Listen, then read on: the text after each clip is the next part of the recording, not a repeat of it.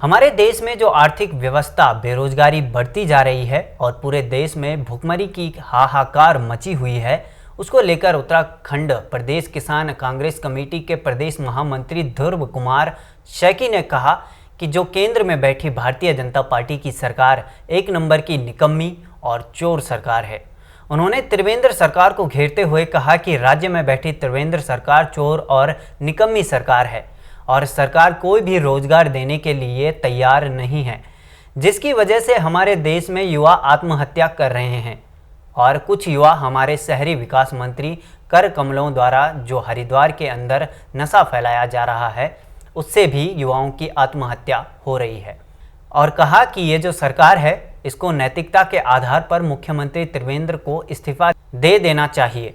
और उत्तराखंड प्रदेश किसान कांग्रेस कमेटी के प्रदेश महामंत्री ध्रुव कुमार शैकी ने कहा कि अगर सन 2022 में कांग्रेस के पूर्व मुख्यमंत्री हरीश रावत की सरकार आती है तो युवाओं को रोजगार और व्यापारियों को भी रोजगार मिलेगा और बिजली पानी की सुविधा मुफ्त दी जाएगी। देखिए, जो केंद्र में बैठी भारतीय जनता पार्टी की सरकार, मोदी सरकार एक नंबर की निकम्मी और चोर सरकार है और राज्य में बैठी त्रिवेंद्र सरकार चोर सरकार।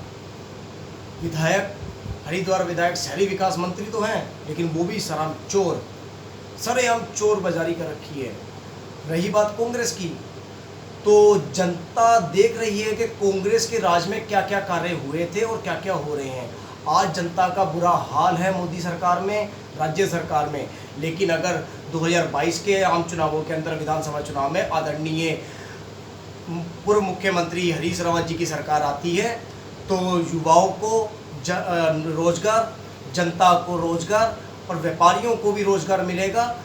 और मैं एक आपको स्पष्ट बात बताना चाहता हूं कि जिस हिसाब से इंडस्ट्री एरिया को ठप कर दिया गया है भारतीय जनता पार्टी की सरकार में, रोजगार शुरू होगा, इंडस्ट्री एरिया शुरू किए जाएंगे और बिजली पानी की सुविधा जो है सरकार मुफ्त देगी।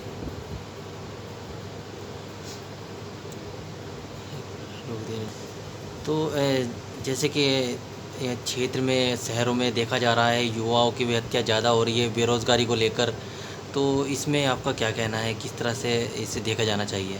देखिए, पहली बात तो हम कहेंगे कि देश के प्रधानमंत्री सर्वोत्तम होता है पद, लेकिन जब प्रधानमंत्री चौकीदार ये बोलने लगे कि देश के युवा पकोड़े और चाय बेचें, तो ये शोभा नहीं देती बातें उन्हें। और राज्य सरकार को सोचना चाहिए कि भाई आज युवा बेरोजगार है, युवाओं को ज़रूरत है कामकाज की, ना उनको कोई नौकरी, ना ही रोज़गार, ना ही कुछ दिया जा रहा है। अरे जनता परेशान है। आज आप देख रहे हैं सब जगह भुखमरी मची हुई है, सारा देश का पैसा, उत्तराखंड का पैसा हड़प चुकी हैं सरकारें, कोई भी रोज़गार देने को तैयार नहीं है। आज जो ये त्रिवेंद्र सरकार है, इतनी जुमलेबाज सरकार, घटिया सरकार है कि इसको नैतिकता के आधार पे मुख्यमंत्री को इस्तीफा दे देना चाहिए। जिस तरह युवा आत्महत्या कर रहे हैं, कुछ युवा तो आत्महत्या इसलिए कर रहे हैं बेचारे कि रोज़गार नहीं है। कुछ हमारे आदरणीय शहरी विकास मंत्री जी के कर कमलों द्वारा जो नशा फैलाया जा रहा है हरिद्वार के अंदर, उससे भी युवाओं की आत्महत्या हो रही है। ओवरडोज के कारण बेचारे युवा सुसाइड कर रहे हैं, सुसाइड हो रही है। लेकिन ये जुमलेबाज सरकार कभी नहीं सुधरेगी और ये युवाओं को ऐसी ही आत्महत्या करने में मजबूर करेगी। तो अगर बात करें कोरोना की, तो जैसे यहाँ पे लगातार मामले बढ़ते जा रहे हैं, लेकिन आप देख सकते हैं बाज़ारों में और क्षेत्र में लगातार कहीं ना कहीं भीड़ देखी जा सकती है। तो इस कोरोना महामारी को कैसे हैंडल किया जाए, या इस कोरोना महामारी का एक पर्पज़ है सरकार को, पब्लिक को दिखाने का, इसमें आपके क्या राय हो सकती है? देखिए, कोरोना महाबीमारी है, लेकिन जनता को रोज़गार भी देना ज़रूरी है। अब आप जनता को रोज़गार नहीं दोगे, कोरोना की वजह से जनता मर जाए।